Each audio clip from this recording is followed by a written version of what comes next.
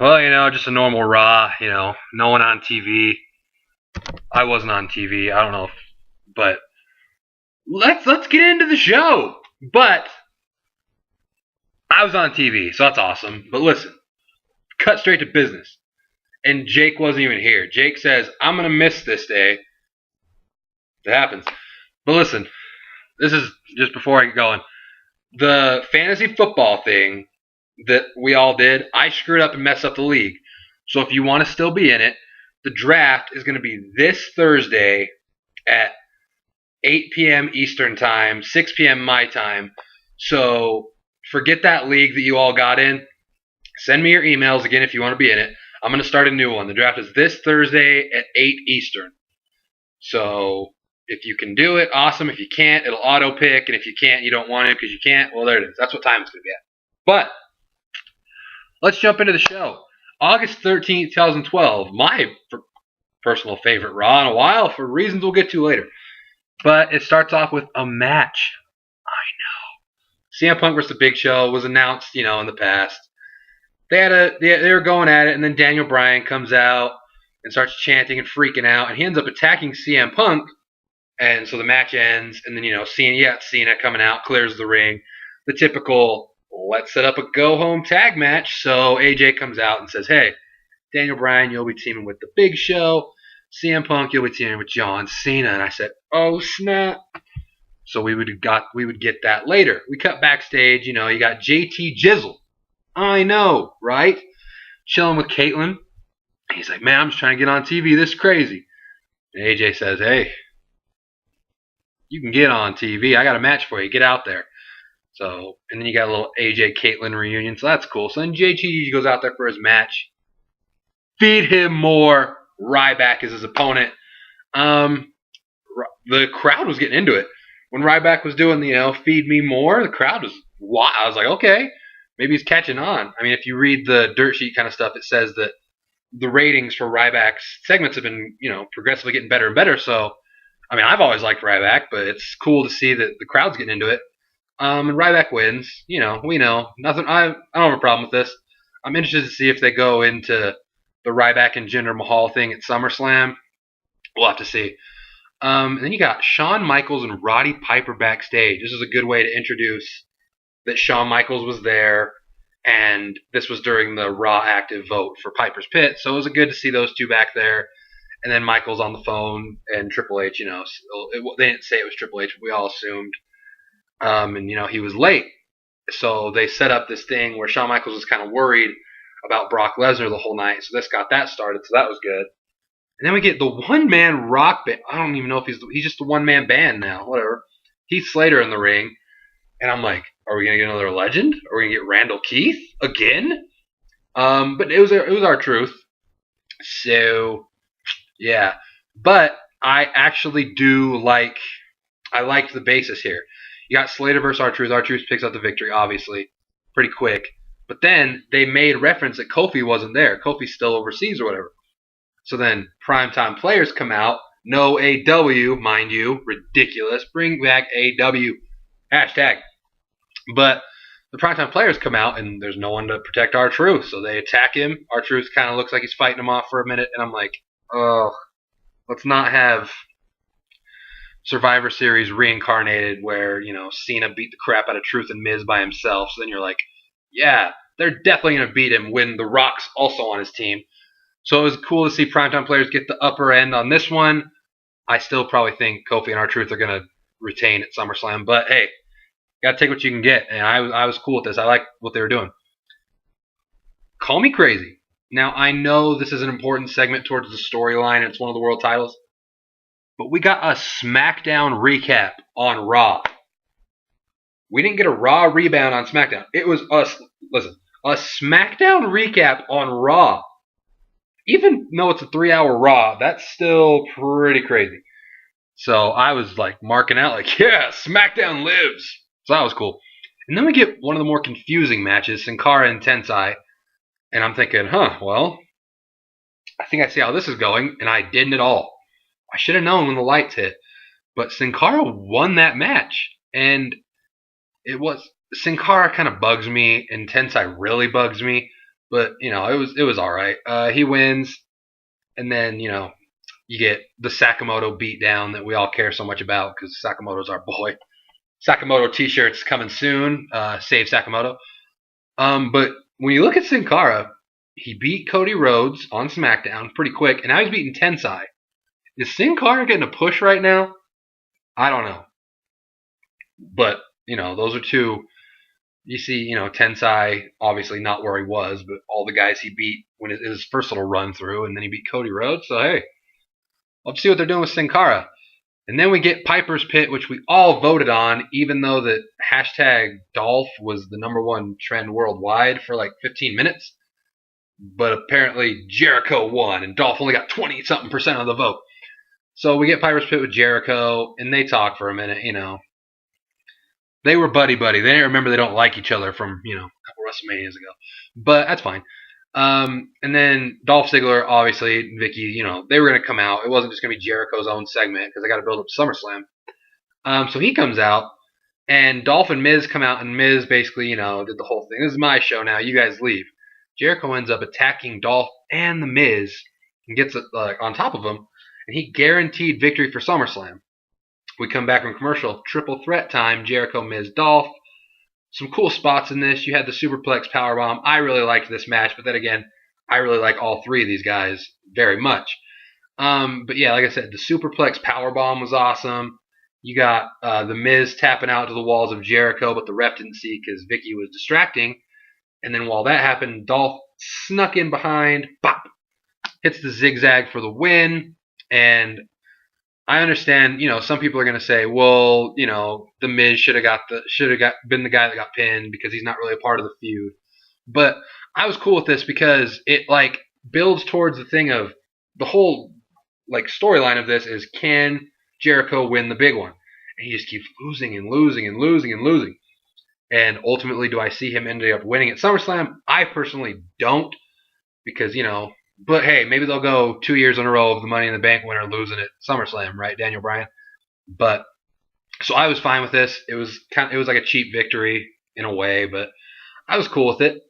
Then you get Eve and CM Punk backstage, and Eve basically talking about how she loves the new CM Punk, and he says, "I'm the same guy I've always been, and that is the undefeated champion for months and months and months."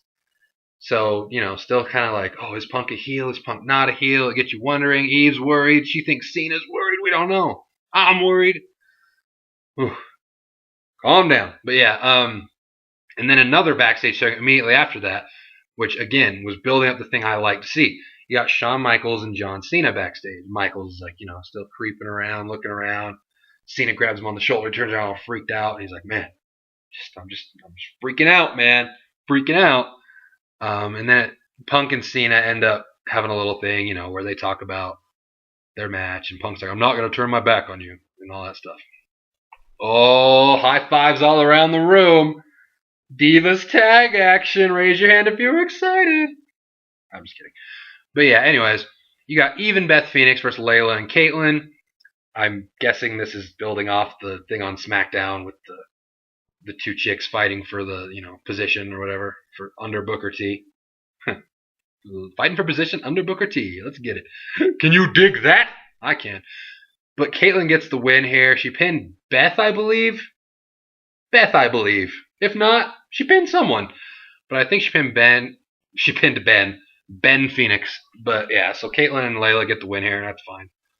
Then we got the Perfect Storm video package between Brock and Triple H, which, if you're wondering, this match is happening. It's on the card. So I like the video package. I am super stoked for that match, just because it's freaking Brock Lesnar. I love Brock Lesnar. 2-hour main event. Moving on. 2-hour main event. Yeah, the tag match, Punk and Cena against Bryan and the Big Show. It was what you expected. It was pretty much what you expected the whole way through, but that doesn't mean it was bad. I loved the part where Punk just starts doing the 5-knuckle shuffle, backs up, Cena tags in. Cena does one of the worst flying knees and one of the worst bulldogs I've ever seen. But it was funny to see them copying each other, so I thought that was cool. And then Punk's like, hey, by all means, go for it, and leaves. And then Daniel Bryan, it would have been cool. Again, there's going to be people that complain because Cena won, but at the same time, what do you expect? It's one of those things where, sure, it would have been cool to see Cena get rolled up by Daniel Bryan, but in all reality, was that really going to happen? So I'm okay with it. It's one of the things I tell Jake. When you know something dumb's going to happen and you accept it beforehand, it makes it so much easier when it does happen. So that's how that ended. And then Punk ends up saving Cena from the Big Show, who came in and tried to attack him. Which, so there's a whole lot of craziness going on there. And then Punk actually offers a handshake to Cena. And Cena's reluctant and he ends up not doing it. Punk says he's disrespected, and gets out of there. And then Punk's backstage segment right after was classic. John Cena doing whatever, but at least it looks like he learned a new move out there. I thought that was funny. Trying to get the internet crowd to laugh. I laughed. So, again, I don't want to say I'm looking forward to that per se, as far as I'm stoked, but it'll be good. I hope. I'm watching SummerSlam. There's a lot of matches that I like at SummerSlam. We'll get into that later, but anyways, then we get Damian Sandow versus Christian. See, this one I did like. You have Sandow versus Christian. Brodus Clay ends up coming out to distract. But Sandow, the intellectual savior of the masses, was too smart. And he foiled Brodus' plot. And ends up winning anyways. Brilliant. Sure, you could have had the cheap. See, it's different situations with the whole Cena. Should he have got rolled up by Daniel Bryan? This one's cooler because it's no, Damian Sandow was smarter than that. He's a genius. Sure, it would have been easy. Roll up 1, 2, 3. Sandow pissed, Brodus laughing on the. But we see that so much, so it was no. You can't distract me. I'm a genius. So I like this segment a lot. Then we finally got the culmination of the fear. Not the actual actions, but HBK just creeping around backstage, turns around. There is Brock Lesnar. Doesn't say a word. Stares at him. Gives him a little nod. Michael's out. Peace, brother. Peace. He's out of there. And then we get the main event. Well, I guess not, but it started at 8. My time's different than your guys's, but a half hour left in the show. I'm like, are they going to sign that paper for 30 minutes? I hope so. But Brock and Heyman come out first. Oh, when Brock's music hits. I gotta get a Brock Lesnar shirt.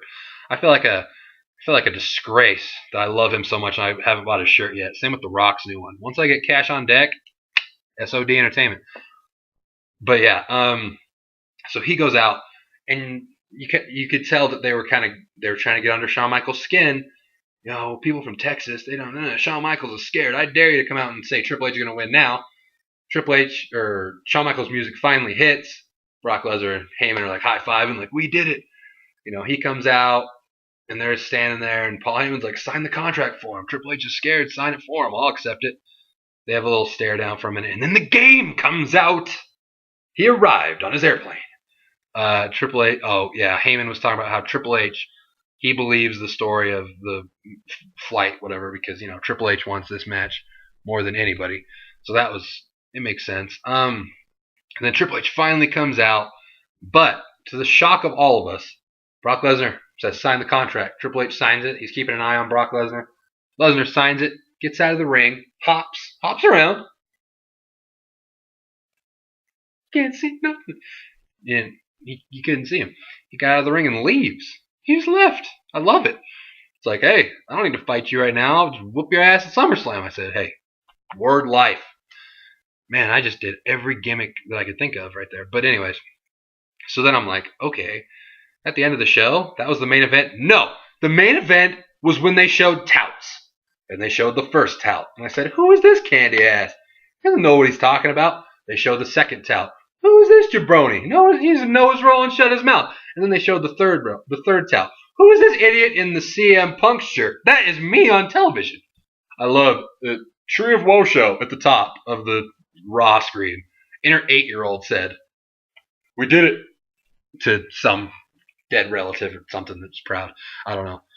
But I was freaking out. It wasn't like, it was so funny. It wasn't like excited running around. I just started laughing uncontrollably because my like theory was I'm just gonna sound and look like as dumb as possible, and they'll use it, and they did.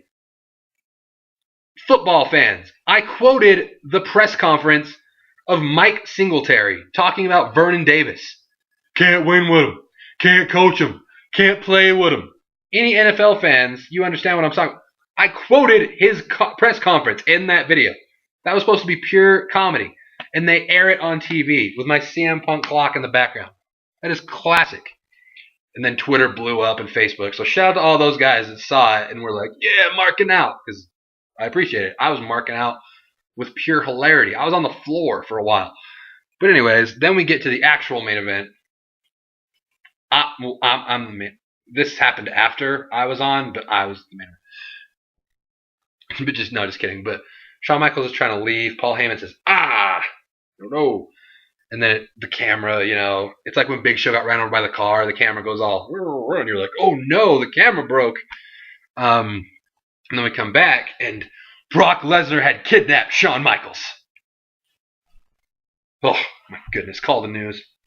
So he's carrying him out. I'm like, yeah. So he brings him out, gives him an F5, and ends up putting the Kimura on him. Triple H runs out after a while, and Heyman's like, don't move, I'll break his arm.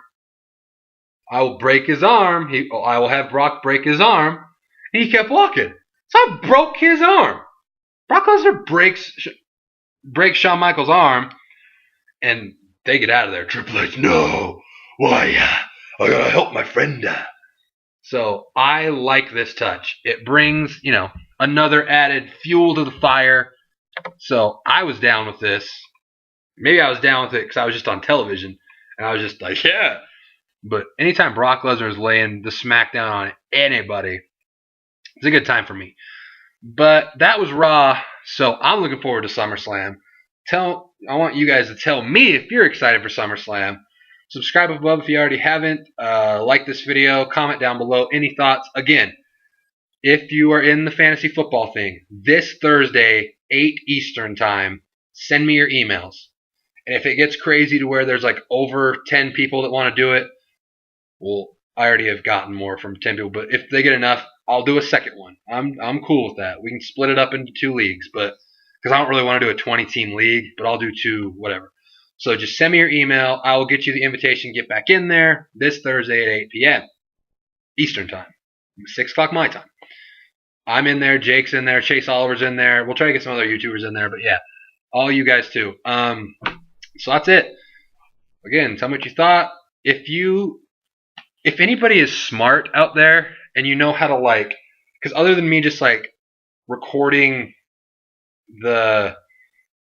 my tout on TV with my phone and having it crappy, if any of you know how to rip that and can send it to me, because I want to put it on here because it's just hilarity, because if it gets deleted off my DVR or whatever, so I want to see it on Raw because that was hilarious. So if you guys know how to do that and can help me out other than me just filming with my cell phone, that'd be awesome. So that is it. Under 20 minutes. High fives all around. But so yeah, that's it. Look forward to, we'll do a SmackDown preview one of these days. SmackDown preview, SummerSlam preview. No one wants to see a SmackDown preview. But yeah. And look forward to a new number 1 contender on SmackDown. But yeah, SummerSlam review, SummerSlam preview. Look forward to it all. Fantasy football. I'm excited to see you guys there. I am out.